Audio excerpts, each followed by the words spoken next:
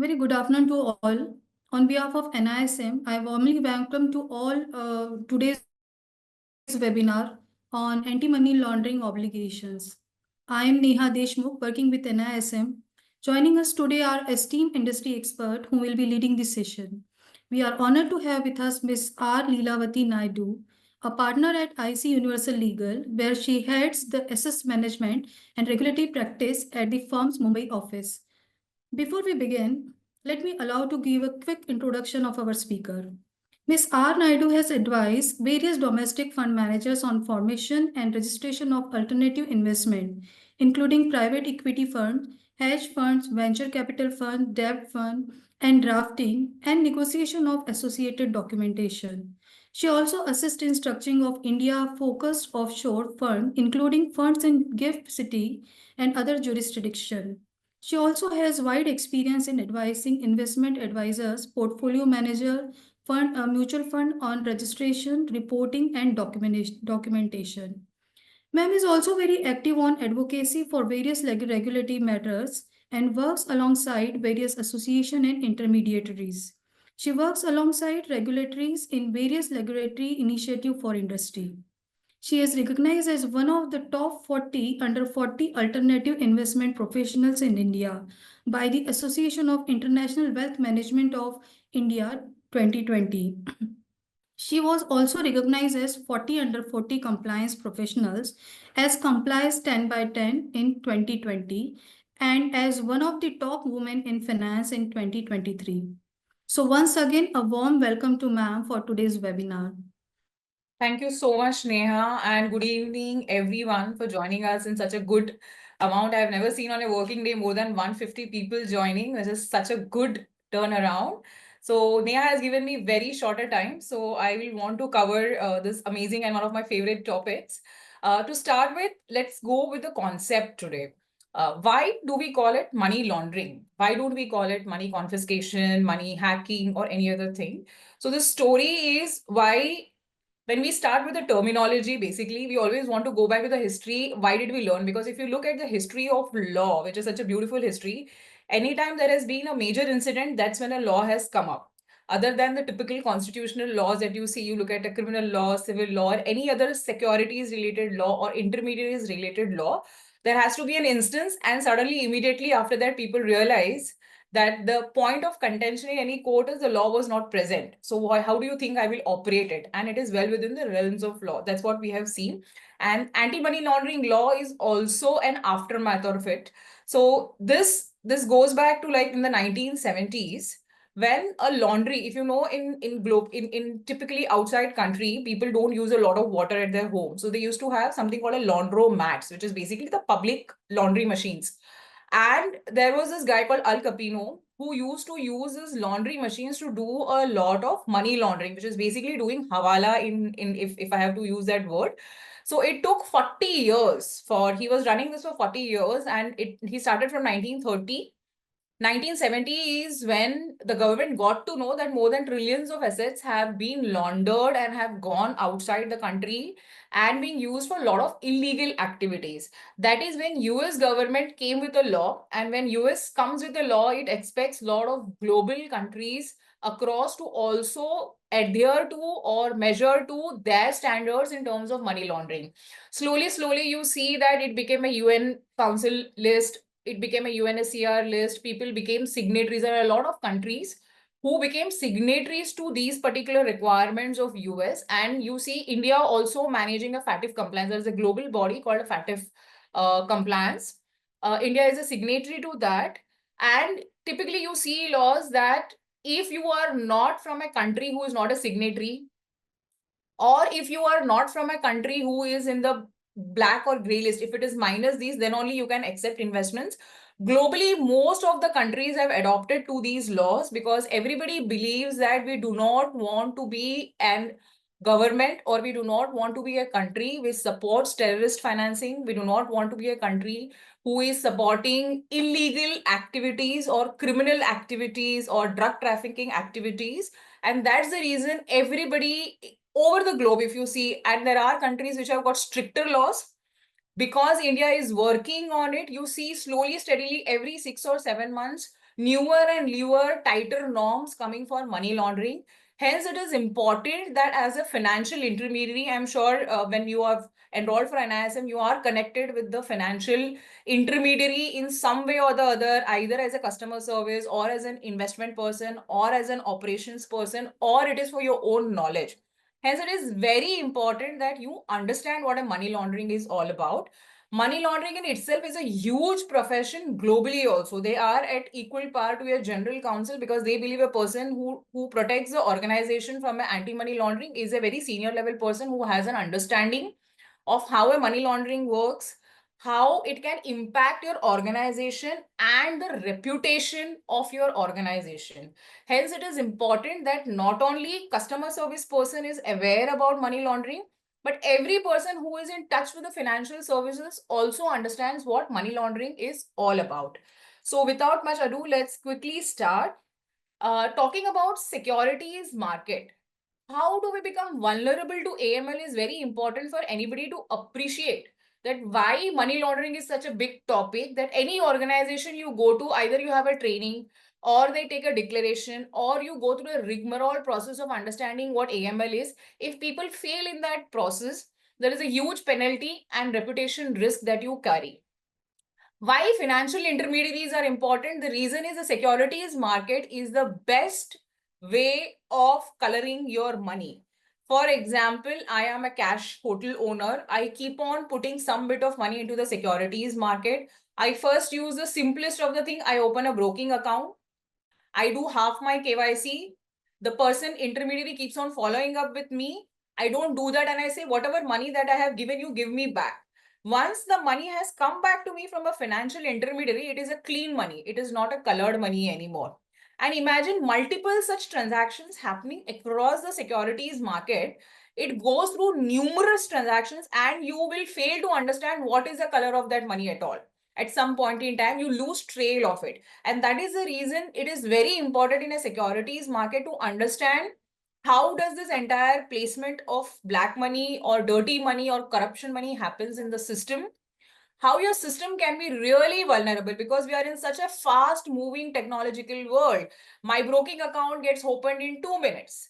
My Paytm account gets opened in 5 minutes, and I can do transactions anywhere in the world, anywhere in India, and anywhere across the securities market. Imagine the risk that your entire system has. In case the KYC is incorrect, in case this is a wrong person who is using your system to do the entire transaction, and plus, under the Indian AML norms, AML is a criminal offense. Imagine some point in time, in fact, I have heard stories being a lawyer, I can't tell the name. I have seen many a time AML notices coming and putting the MDs and CEOs behind the bar for 24 hours, 48 hours, while the MD CEO, poor guy, doesn't even know who got onboarded on his account and for which reason he is going behind bar because it's a criminal offense. But this is the truth of the matter because AML is taken very seriously because India is a signatory to the FATF and we are in the process of upgrading and strengthening our systems to ensure our systems and our financial institutions are not exposed to the AML and we do not support any terrorist related activities. Before we move to the next one, it's very important to understand how does the entire AML process typically work. This is a very standard. If you look at any survey across the globe, this is a typical process which is used by any person who wants to clean up the entire proceeds. It basically is the process. What is a money laundering? It is a process by which an illegal nature of criminal proceeds is concealed or distinguished. That is a simple definition for AML. Typically, what happens is people use smaller transactions and they spread across their transactions. Somebody will use a bank, somebody will use a PMS, somebody will use a stockbroking, somebody will go and do a EPFO account, somebody will go to do a post office deposit. This will culminate over a period of time. Then they will start doing a transaction that I have to send money to somebody. I have a relative to whom I have to send the money. I have a bank or a subsidiary company which I am incorporating. There will be a huge circle which will keep on going. I will give a loan to my group company. My group company will take some money from somewhere and pay me out. And then I will repay the loan from the bank. Many people use their properties also to do this, which is basically they will buy the home in cash, which will be 80% cash. They will pledge the home. Nobody says that the payment has been done. They will pledge it. The bank will disburse the amount. That becomes a white money because it is a bank which has disbursed the amount. You go to a PMS account, you open it, and then you say, ki, hey, I want to do a transfer. I want to close my Demat account and shift to a different broking account. And he will keep on winding up the positions and pay you back the money. These are all the ways and transactions of layering it. Layering it will mean essentially that so much of churning happens in the entire transaction that you lose the entire trail in the system. Where did the money come from? And then nicely this gets integrated. People go and buy homes in global locations. You can get a citizenships in many country by buying a home or doing a capital investment. Dubai, UK, these are all the places where you see people buying expensive cars, people buying expensive homes. It gets integrated there, and then it is very easy for them to sell that house and again bring cash into the market. So this is a typical lifestyle of a money laundering. You have typically known Mr. Vijay Mallya. Who is he? He went out of the country. He has a home there, but he is being now confiscated, or he is being now proceeded with the AML proceedings happening in India. So this is a typical stage of a money laundering. It's very important because financial intermediaries fall within the layering section, and our systems and the financial system is used for doing this entire coverage because this is the least of the risk, because highest of the risk but cleanest of the way the money can come out. The way you saw in Pushpa where a truck loaded of money came in, that's not how typically the monies are sent. This is a system in which the typical money is sent across if indeed there needs to be done a hawala. Okay. What is a terrorism financing? While we talk about only terrorism financing, people think that, okay, somebody is bombing some place and somebody is supplying guns, somebody is supplying weapons to somebody. That is also a form of terrorism. But terrorism also includes where there is a human trafficking, people are using extortion, there is a drug trafficking. These are all types of terrorism financing. It has got, while it has got value in terms of criminal activities, there are a lot of other activities also which are used. Many times if you see people move across the border and do terrorism activity, they come to India and do terrorism activity. How do they get their funds? If you think through, there has to be ways and means for them to arrange their funds, and this is all the methods where basically money gets colored. They can withdraw their money from their ATMs. How do they get those money? It's all white. Nobody knows the trail. How did this money entirely come from? Many a times people use charitable organizations also to fund their entire terrorism activity. Hence, it is important, if you would, if you are well versed with the entire AML norms, there are certain reporting norms also for people who are using charitable and relief organizations also, who are investing into the securities market. Because it was in some of the survey that were done over a period of time, it was observed that the charitable trust with whom you believe you will get a 80G benefit also go and support terrorism related activities. How do this terrorism get supported? First is formally from a financial sector, which is basically they invest, they don't do their KYC and say, give me my money back. Or they do a value transfer or a money transfer, which means they will say they will put the money in the bank. They will say, I need to do a money transfer to my mother. I need to do a money transfer to my relative. I have some loan to pay. I have some hospital bills to pay. And this is how the money starts cycling. The next is the most important one, which is moving money across the borders using wire transfers, because people then say they want to invest in securities. People use LRS methods to send their money outside. This is also a way. Hence, it is important that any banker, if you see who is looking at your money being sent across the borders, they will do a n number of diligence. You get really irritated why these bankers are asking so many information, because RBI is tracing these banks as to how do you allow doing wire transfers across the borders when you do not know the reason or the logic why this money is going outside. Then you have using of gold. Many people do this gold. Now you have gold ETFs and all, but some point in time, it used to be a plain vanilla gold.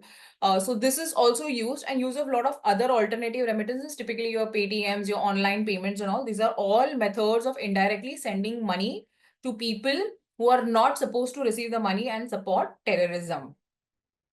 Why is it important? As I said, we are very vulnerable.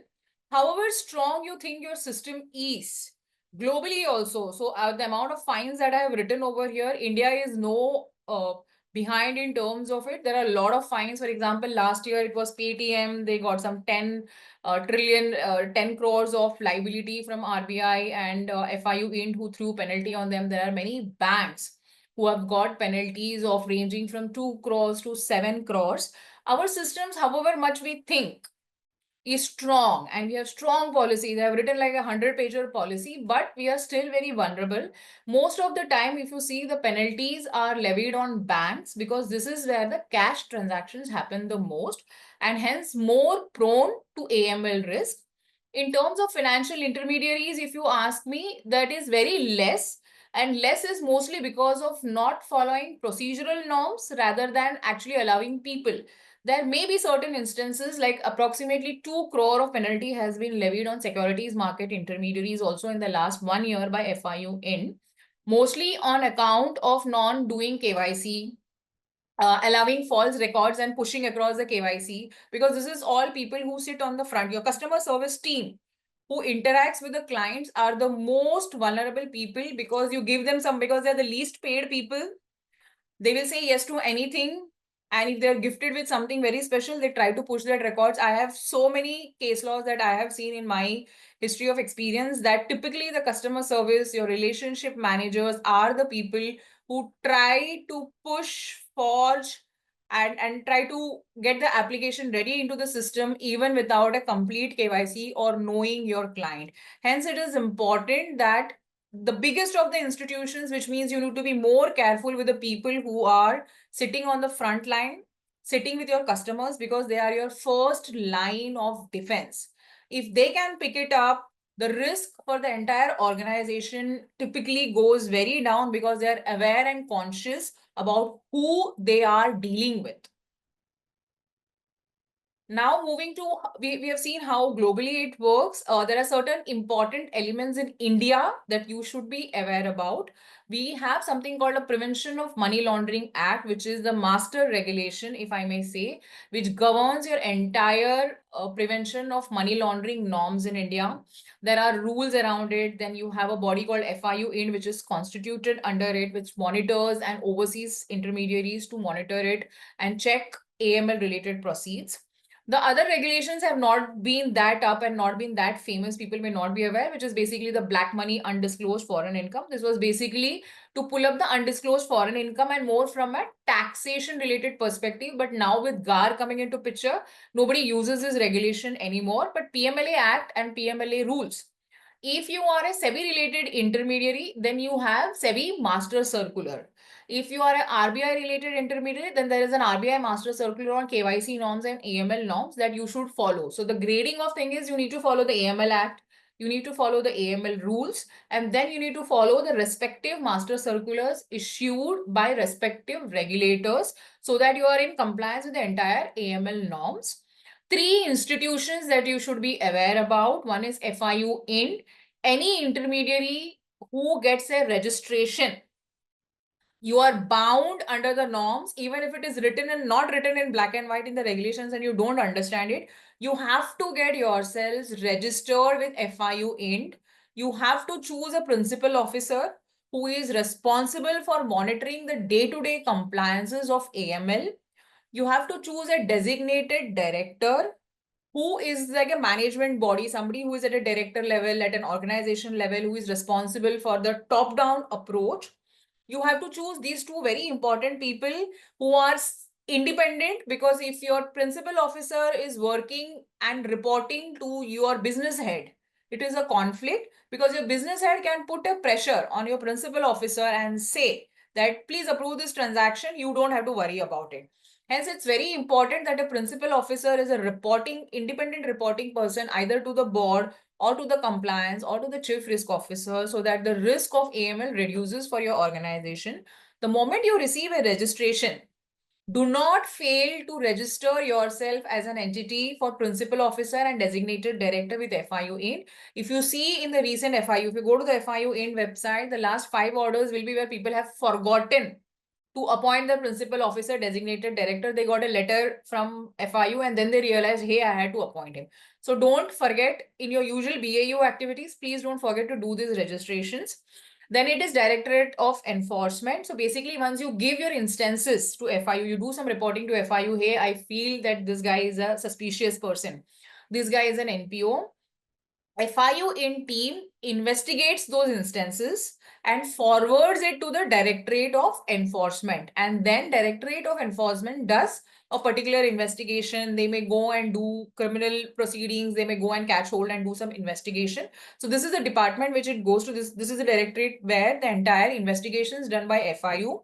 Duly concluded that particular instance is an STR, will go to Directorate, and you have a separate investigation which is about your IT department, which talks about your Fraud Investigation Office. This is a notice. I'm not sure if anybody has received this notice. Many people who have done tax evasions, typically your organization will be getting the notices from these particular Fraud Investigation Office. Now, let's go to a typical customer life cycle. Any organization that you go, be it a bank, be it a portfolio manager or a stockbroker or any intermediary, the typical life of a person will be some relationship manager will get in touch with them. It can be an online or it can be an offline. Then you go ahead and say, hey, you want to have our product, nice.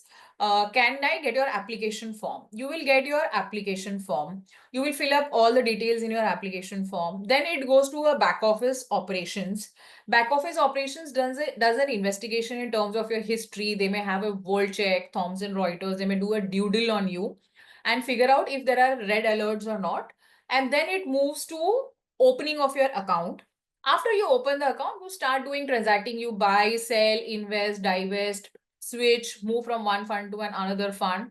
Then there is a continuous monitoring of your transaction that happens by compliance or a money laundering, anti-money laundering team or a principal officer and team or a head operations or compliance, whoever is designated to look at your monitoring. And there are periodic reviews. For example, you are a person who is a PEP or a politically exposed person, or you are a person who is known to be in a cash rich sort of an organization like a hotel business. You have something like you are in agriculture. Suddenly you are in an agriculture and you end up investing like a 10 crore of amount. So these are all subject to periodical compliance monitorings, which are typically done by any organization. You will have somebody monitoring your transactions also. If there is a red flag, this will be picked up. It will be sent to the compliance officer and the principal officer, who will further investigate whether this alert is a genuine alert or not, because not every alert will mean that he or she is a suspicious transaction. You also need to understand that you're in the business of making money for people in the securities market. There are many a times there are namesake people, like Ketan Parekh is a very common name. If you get a name alert with the same investor, you don't go and blindly go and do a filing with FIU. You investigate further. You figure out whether this is the same Ketan Parekh or not. Is he at the same address which was reported in the SEBI order or not? Is he the same person? Can you pick up ABC and connect the dots and see if he is not the same person? You will give him a clean sheet. But if you see there is some suspicion around it, then you will go ahead and do a reporting to FIU 8 and say, we have a suspicion that this person is a suspicious transaction. He has been undertaking using my system, doing a suspicious transaction. Please do whatever you want to do. Second thing is, after you do the reporting, very important, you don't go and tell the investor, I have gone and reported you to FIU 8. You wait and you monitor that particular thing. If you suddenly see that client putting an sudden exit out of that transaction, which means it's a red alert. So you do not stop the exits. You are not a police or any investigation department. You are supposed to honor that exit unless you have a genuine case to believe that this is a real instance of fraud. You keep it on hold. You again report to FIU in that this person is asking for redemption. What should be the course of action? This is what a typical customer and an AML life cycle looks good. In this fast track world, where you just go and open an app and you do your online KYC and you move your transactions in 5 minutes, you're ready to do a transaction in a jiffy, and anything beyond 5 minutes, we do not have a patience level to check the AML. Typically, the accounts are open because you cannot be way far off the market. But after that, you are bound to do the AML and KYC check for these clients to see there are no fraudulent transactions that are happening, and continuously monitor these things, because these type of systems, these type of applications are prone to higher AML risk. So whenever you're designing a system and whichever part of the life cycle of a securities market you are, always ensure that do not do conjugacy in terms of your doing KYC and understanding your client. It is very, very important. This is a typical component. Please don't get scared looking at this sheet. I will explain to you slowly, steadily. Let's go step by step. How does it work? And AML has got some framework. So we will go about understanding how, if for example, you have joined an organization and I have been told I need to do AML, how do I go about this is something which is the framework that we have laid down. We will discuss this as we go by the slides.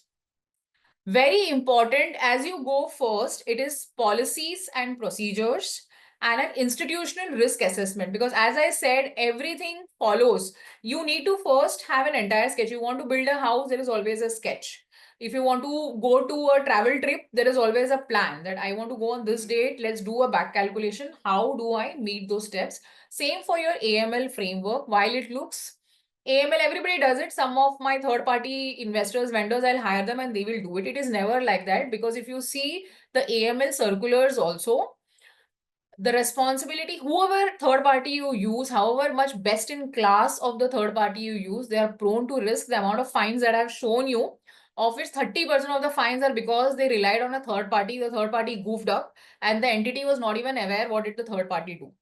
So that is the reason I always highly recommend people that have an in-house compliance or in-house operations person, whoever who understands AML, who can oversee the activities of your third party. Don't blindly rely or trust on somebody. Have a check on these third parties who you are engaging or outsourcing your AML. Hence, it is important that you as a board, you as an organization, lay down a very detailed AML policy for your group. And once you draft a policy, don't put in a locker and key and forget about it. Please revisit it. Every year, there is a SEBI master circular that comes. Every year, there is an entire compendium of AML fines and specifically released by RBI. I have seen RBI doing a very good job on it, where they release a compendium of AML fines that they have levied and what were the instances which have been there. And that is a good learning curve for somebody. Okay, this can go wrong in my system also. I need to improvise on this system, which can be used for periodically reviewing and enhancing your policy. It should be approved by senior management, because AML, as I said, is a top-down approach. It is never a bottom-up approach. First, it has to be seriously taken by your board, designated partners, then by your next level, who are your reporting managers, then by the people who are on ground, who are operations, and then by the people who are facing sales, customer service, who are facing the client. It can never be bottom up. However much I shout, it does not make any difference. If my top management believes that anybody who coming to my door, I will open my account for them, it has to be seriously taken at the senior management level. And that's the reason, if you see the criminal offenses, anything going wrong in an organization, the poor MD and CEO goes behind the bar. And then you need to define something called an SOP. SOP is client identification. How will you identify a client?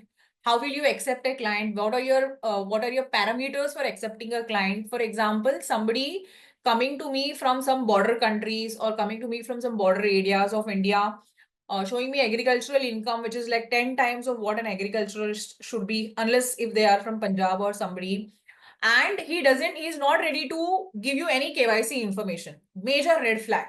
So what will you do? No, sir, I will not open your account. I don't need your money. I will not expose my system to a AML risk. After you accept a client, what happens is periodical transaction monitoring. You don't forget that there is a client sitting with you. Somebody is using your system to transact. Keep on periodically transaction monitoring. Keep on reviewing it and see that is there anything which is way off the radar, which is way off the bar chart. Then it is a major red flag for you, and suspicious activity reporting. So these are the typical policies and procedures that any organization usually should adopt and must have if you are a financial intermediary in any form regulated, whichever regulator you say. Then you have an institutional risk assessment. As I said, you have an online app. Your people do not have an office. There are a lot of people who do not have an office. They just have one corporate office and everybody is on the road. So who do you monitor? Who comes to your office? How do you understand your risk? You have AML risk, you have an institutional risk also, because having an AML means it's a reputation risk for the organization. Hence, it is important that as an organization, you do an entire risk assessment of your entire policies and procedures. You decide if somebody fits this criteria, is he a low risk? If somebody fits this criteria, is this a medium risk? If somebody fits this criteria, is this a high risk? Over a period of time, go back and see, I have 100 investors, of which 70 is a high risk, which means your entire organization is at a high risk. So you need to work that 80% or 70% of your population only can be in a low risk. Other 20% can be in medium, and some 4 or 5% can be in high risk. If this proportionate is any more disproportionate in any form of manner, your entire institution is exposed to a high risk. Please do an institutional risk assessment, get a third party analysis or an AML expert to come to your office and look at your AML risk, because if this gets triggered, there are so many orders. Every year, I see 2 to 3 orders coming out relating to AML, which is a very important concern for India as a country also. Hence, AML is taken very seriously. It's a very important exercise. Having policy, doing an institutional risk assessment is a very, very important and a must have in your entire AML framework.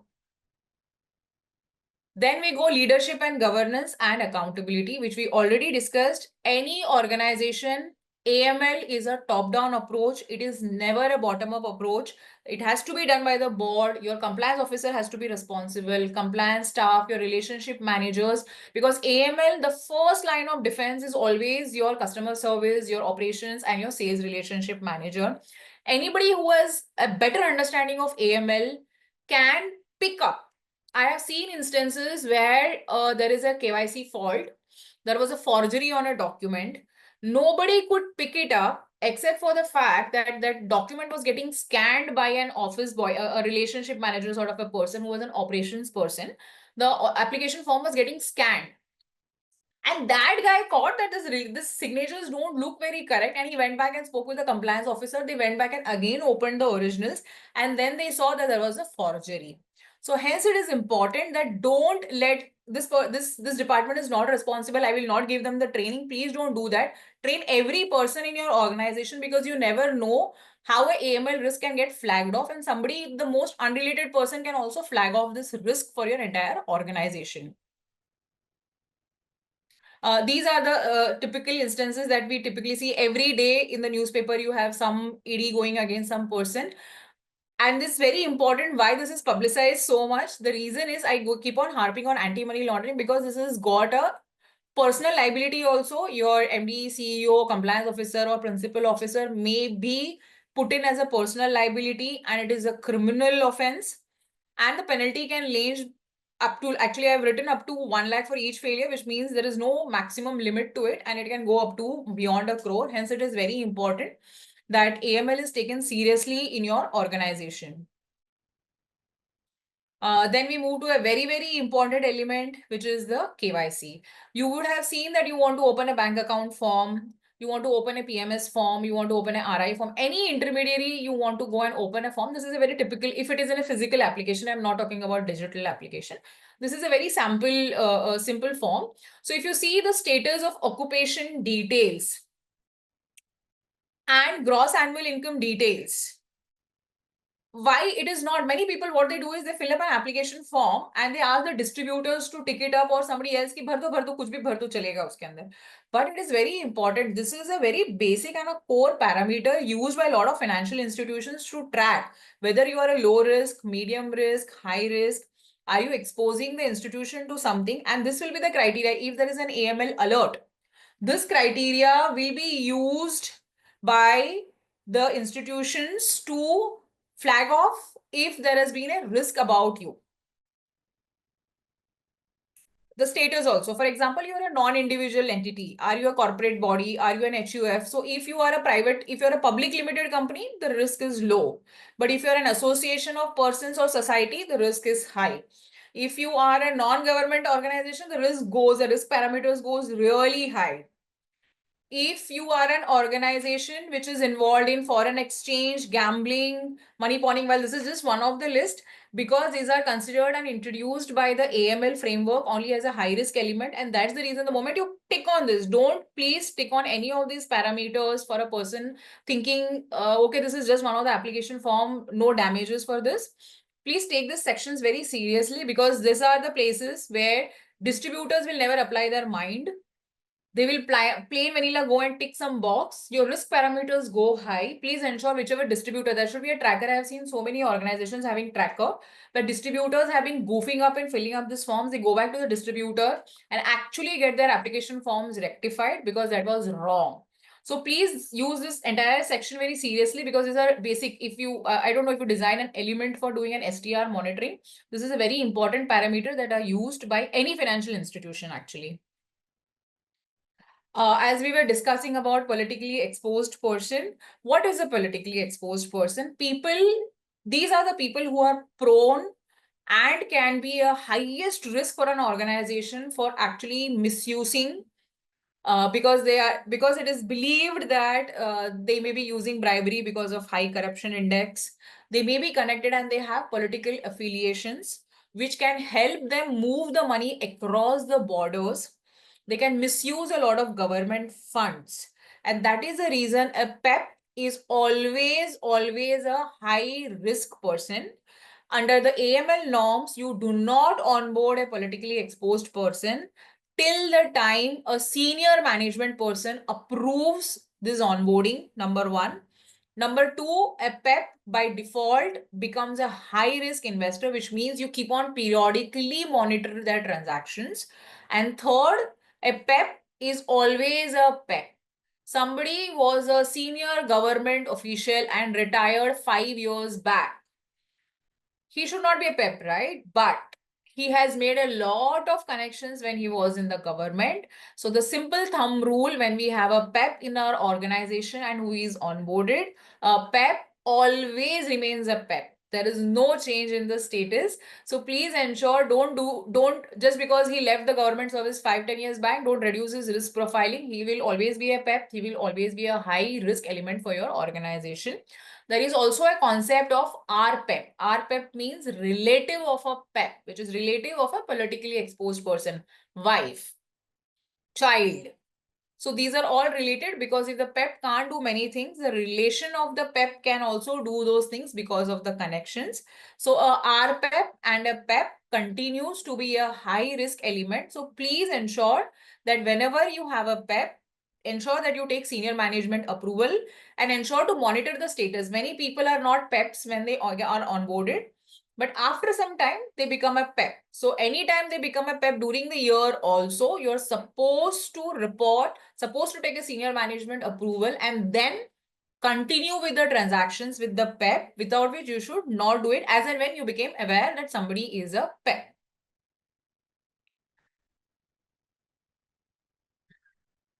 These are sanctions. While we will not do a lot of dwelling on this, because these are all fixed. Lot of government agencies like US OFAC, UK HMT, if you look at your AML circulars, there is a huge bunch of sanctions list that is written in your AML circular. Any person you onboard, you are obligated under the AML laws of India that you will not onboard any person who is following or falling in this sanctions list. Hence, it is important that whatever links are given in your AML circular, you look at any circular of AML issued by RBI, IRDA, SEBI. These guys will have what are the list of sanction. Every organization, every regulator also on their website host an updated sanctions list, which is released by the government. Your job is to ensure that no client who is existing or no client you are onboarding falls under this list, and periodically monitor this list. Any person, there are obligations under the circular that you report straight away to the FIU in and to a government body, where there is a nodal officer for a government body. Please do not fail to do this, because this is at a government level. So imagine the amount of risk that your organization runs if a person was not supposed to invest in the fund and use your system is falling under this list. And why is it important? Obviously, we spoke about international peace, security, and we do not believe in doing or supporting a terrorism activity. And that's very important because this is at a country level. The risk you are running, because if your country is the one which enables any person across the globe who has got a tainted money to get onboarded, it is a reputation risk for the country also. And that's the reason you see higher penalties, stricter actions, and no leeway whatsoever if there is a AML issue in your organization is given. Heavy amount of penalties are levied for you. You are supposed to do AML monitoring at onboarding, at a client, that is any change in the client profile. Suddenly a client comes and says, I stay in Bombay, and suddenly he moves to Kashmir, or suddenly he moves to Punjab border related states. Something you need to be careful about. And immediately upon joining 3 days, 4 days, 5 days, he changes his profile. Suddenly he is a business guy, or suddenly he is an employee, and suddenly he becomes a hotelier, or suddenly he changes his profile. Very important that as and when there is a change, you have a look at it.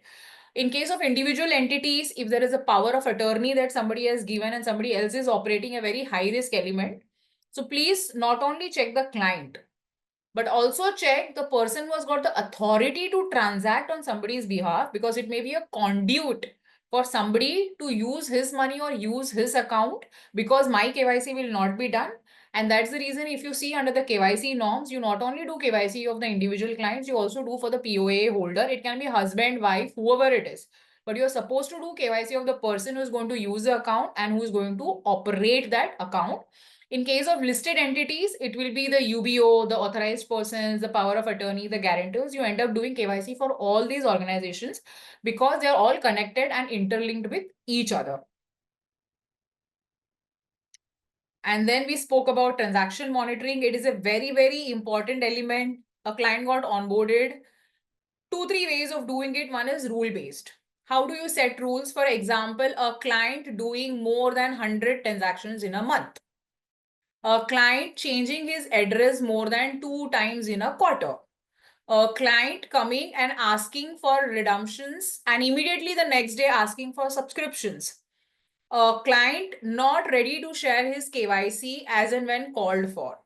These are all red flags and these are all rule-based monitoring. There are a lot of systems in the institution, a lot of institutions who work on AML systems. You can set those rules which are suitable to you.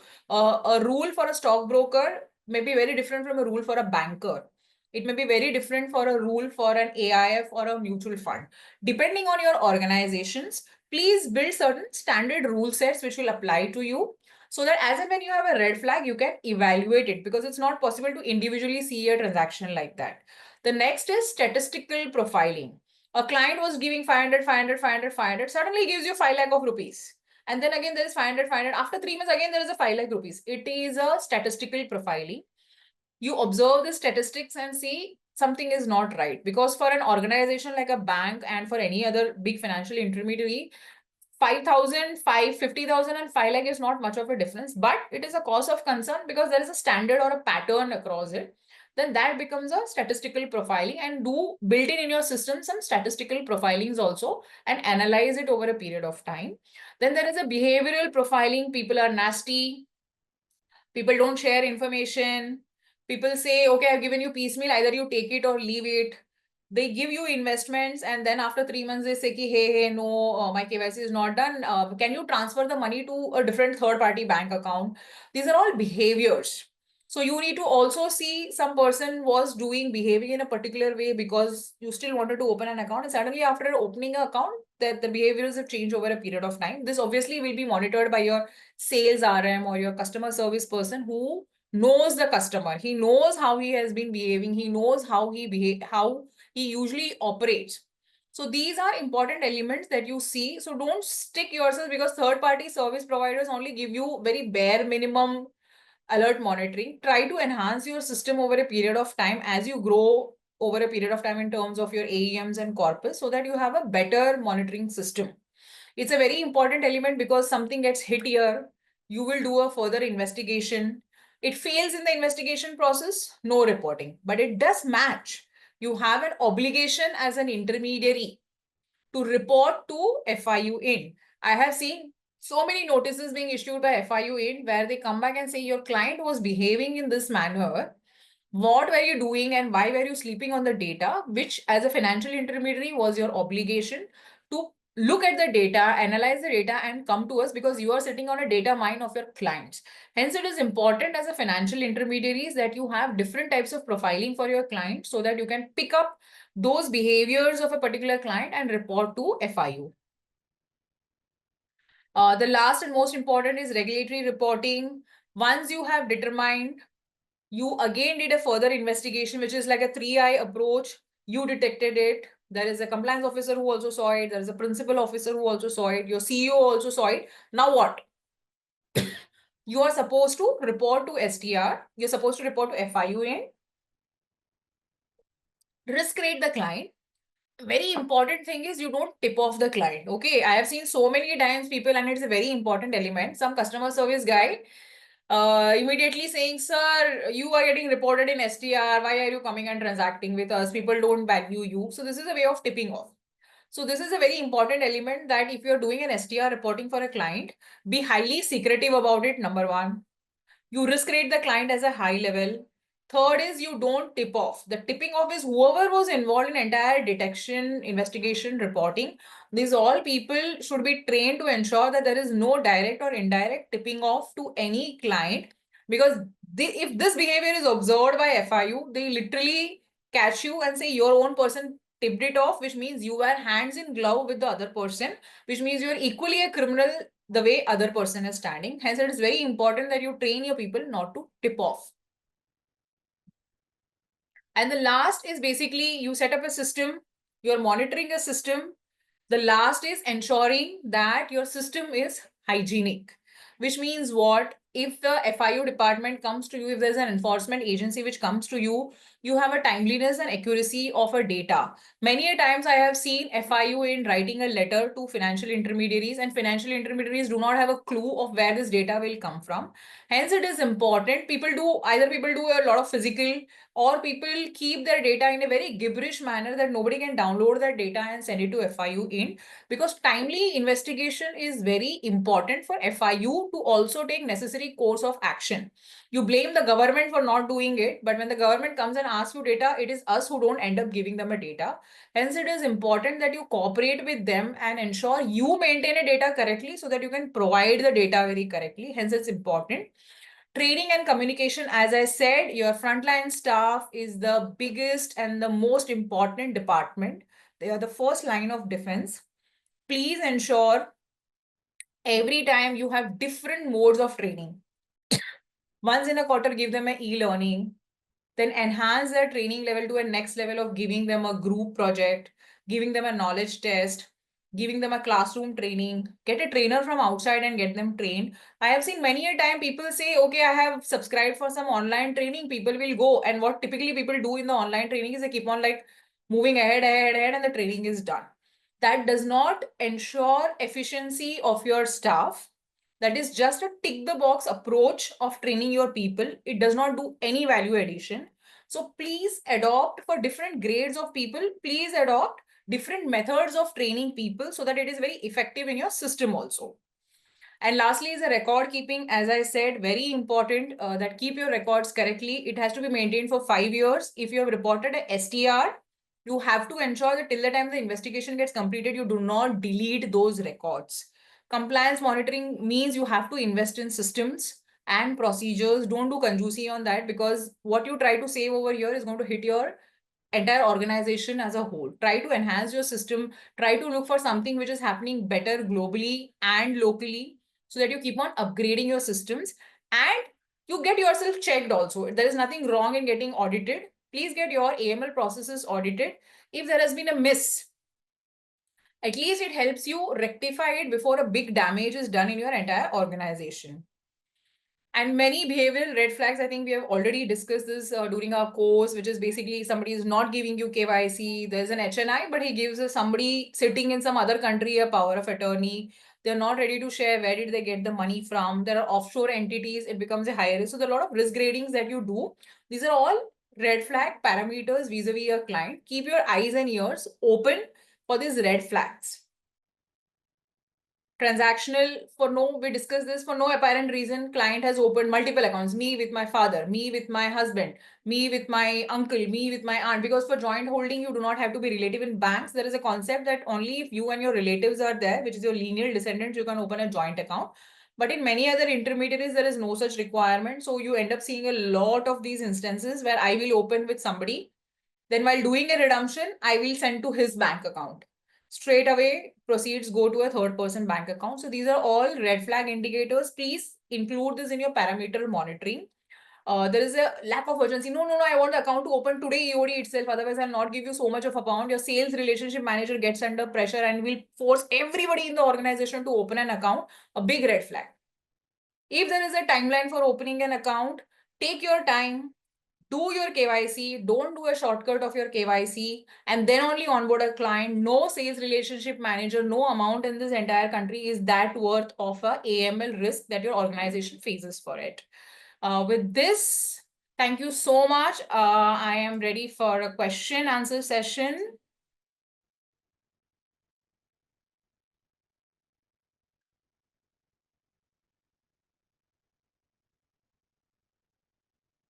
Okay. Okay, we will go criminal proceedings against reporting entity, its directors and employees in certain cases. Yes, the answer is absolutely right. They go against the entity because there is no entity per se. They can't go against the entity. First, they catch hold of the director, which is your MD, CEO, and then they do the investigation. And when they figure out who all were involved or hands in gloves, this particular AML fraud, then they will be pulling everybody behind the bars. Is tax evasion a predicate offense for money laundering? If you look at the PML Act, there is a schedule. Okay, in which tax evasion is a part of corruption money. You also have income tax. You also have a Office of Economic Offense. They also go behind you. And there is a rule in this country which talks about no person should be punished twice for the same offense. So keeping that in mind, whichever regulator or whichever institution finds you doing a money laundering, you may be levied penalty by all the three institutions because some investors have got defrauded. But yes, a tax evasion is a reason for somebody to actually go against you under the money laundering. Why can't government agencies or any regulations related to finance done from India, like in Panama account? So currently we do not have, and that's the reason they have put an obligation on the financial intermediary. It's a nice question, but I don't have an answer to this question. What can government do to make it easy? I don't think we have invested, like usually I've seen in SEC matters, which is US. The technology is so, just to give an example, for example, your social security numbers are all linked to your account, right? A social security account number operating in any field, because there is only one regulator in any field, they actually can pull that transaction across the board and can do a Reiki. They usually don't do a lot of heavy investments in AML risk officer who is overseeing a lot of AML because it's very technologically driven in US, but I think India has a long way to go. Can we set a AML code? Can we separately set a AML code to prevent necessary for an organization relating to finance? Yes, you can. Many a times I have seen, and even under the AML norms today, if there is a group, the regulation today says that your group also should have certain code of ethics or code of conduct for AML. And if there is anything which is under the group, those stricter registration or stricter regulations should pass on to other entities which are financial intermediaries. So you can set it separately or follow whatever you want from your group level. Either way, it is okay, but it is important that you have a AML code. How does the use of cryptocurrency present unique challenges? Unfortunately, as you see, the finance bill is yet to activate or regulate a cryptocurrency. As I said, people learn from mistakes, right? Earlier, banks were not covered, so RBI came in. Securities market were not covered, so SEBI came in. So when there is a regulator for a cryptocurrency, you will also see certain set of norms. But today, because it's not regulated, it does pose a lot of money laundering risk. But we have to live with it because no regulator will take ownership of something who is using crypto for doing money laundering. So that's the unfortunate part of today. Will there be an imprisonment also? It is a criminal offense. I have not seen anybody getting imprisoned unless it was a non-bailable offense and they had put somebody behind the bars for 2-3 days and later released them. But nobody was put behind the jail unless you are the person who was actually doing the money laundering and you have done some hawala, you have done some terrorist financing. Otherwise, if it is just because you're representing an organization and all, there will be no imprisonment. Otherwise, you are due for imprisonment also because it's a criminal offense. What is the role of company secretaries in AML? So in a company, if your company secretary is appointed as a principal officer, then you have some role to play in AML. But otherwise, usually as a negotiator or as a relationship between your board and your policies and procedures, you can play an active role of ensuring that these are up to the mark. But usually I have seen in bigger organizations, a compliance officer or a principal officer for AML actually being the owner of AML rather than the company secretaries in an organization. But nevertheless, a company secretary can also be a compliance officer, which means you can do both the double hatting of the roles that you want to play. In case of a PMS for NRI clients, can we transfer the redemption to a foreign currency bank account? The answer is no. You have to make the transfer only to the NRE account because, as you would know, there are 3 levels because you have invested through a PIS route, which is a portfolio investment scheme route. You cannot do a remittance of money to any other bank account. You have to use the same bank account, which is an NRE bank account or an NRO bank account for remitting your proceeds back. And then the client can choose to take the money out. You should not be the one who sends the money out.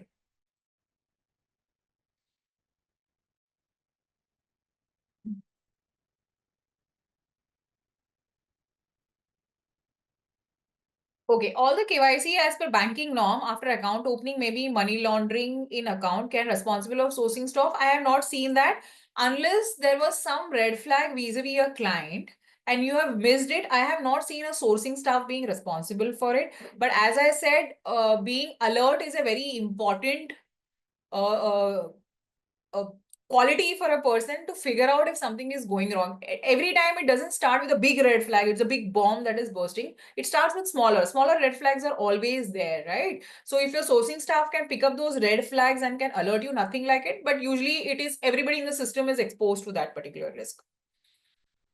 Is AML monitoring and risk and surveillance both same? Ideally, no. AML monitoring is pertaining to only money laundering risks. Risk and surveillance can be many other things like your enterprise risk, your many other surveillance like your dealing room surveillance, your entrance exit surveillance, your cyber security surveillance. These are 2 different things. Unless you say that a risk also includes the AML risk, so a portion of AML risk will go into the department, but otherwise AML and risk and surveillance are usually different departments. Is it mandatory for a stockbroker to have a dedicated person to monitor and control AML? See, there is a requirement for you to have a compliance officer. There is a requirement for you to have a principal officer under the AML laws. Okay, so your compliance officer who is doing your compliance job can also do AML, but it is your obligation that somebody does that job for sure. Who you identify, if it is not different and if it is an operations person only who want to do it, also see that there is no conflict. For example, an operations person has a very limited understanding of AML. So don't expect that somebody of that level goes and does an AML monitoring. Have somebody who has an understanding of the organization, have somebody who has an understanding of the AML and systems. Otherwise, it's a failure. Just by identifying a person, you just identify a BCom graduate and make him put over there. It's not going to help you because what you are trying to do is resolve a AML risk. If you identify any person for that, then it is not serving your purpose. You're just doing a tick the box approach. We are a AMC and we have a PMS and AIF registration. Is it necessary to get registered for the fund separately or at the AMC level? At an AMC level, you will register as a portfolio manager and each funds will get separate registrations. Then we have, can off-market transactions which include a cash payment can come under PMLA? So one of the transaction has to be a securities market or a bank related thing. If one of the leg has that, then it will come under PMLA.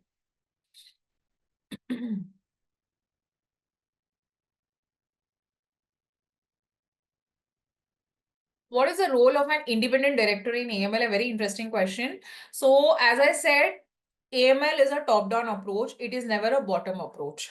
So top-down approach will mean your board of directors review and frame a policy of AML.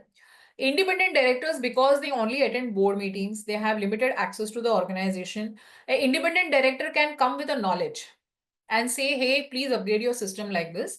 But beyond a point, an independent director can't push the systems because it is a cost, it is an investment, and it is a continuous monitoring. So independent director can give guidances. If he's an AML expert, nothing like it. Like a periodically, you can make some report submissions and he can be part of the STR committee if you want to make it. But obviously, your board of director as a whole is seen as one organization rather than each independent nominee and all, because everybody has a specialization in the industry. Consequences for business failure to execute a complaint. So there is no complaint under an AML process per se, because you do STR reporting, FIU will investigate it further. What are the consequences? The consequences will be, you will be investigated under the PML proceedings by FIU for failure to ignore the red flags in your system or failure to do the AML obligations, but nothing beyond that, because it was your obligation. You have to justify that in spite of everything happening under your nose, why did you choose to ignore it? And if you're seen, because if you fail to justify why did you ignore it, it will be seen that you were hands in gloves with this career, with the particular person who is under the STR. Hence, it's important that you prove, I did my job. I did not have systems, or I did whatever bare minimum I could do. Beyond this, this is all extreme investigations which we could not run as a business organization as a whole. As a senior retired bureaucrat, how long can they be considered as a PEP? As I said, a PEP is always a PEP. However long he may be retired, he is always considered as a PEP. One thing can be, you can look at a low risk grading for that particular person, but a PEP will always remain a PEP. There's no going to be change of his status. Can a company secretary be an AML officer even she is a KMP? Absolutely, you can be an AML officer. The requirement of an AML officer is to be a senior person who understands the AML knowledge. So he or she can become an AML officer, no problem. If the compliance officer has informed the suspicious transaction, however, the board has a different view. A very important thing, we have always seen these instances. Hence, the reason I said a compliance officer or principal officer should be independent reporting. They should not get under the pressure of somebody else. So if this instance happens, please do a recording. Why did the board choose not to do an STR reporting? And if you had, as a compliance officer, had a negative view about it, please do your recording so that at least it is transparent as to on what basis a decision was taken by the organization.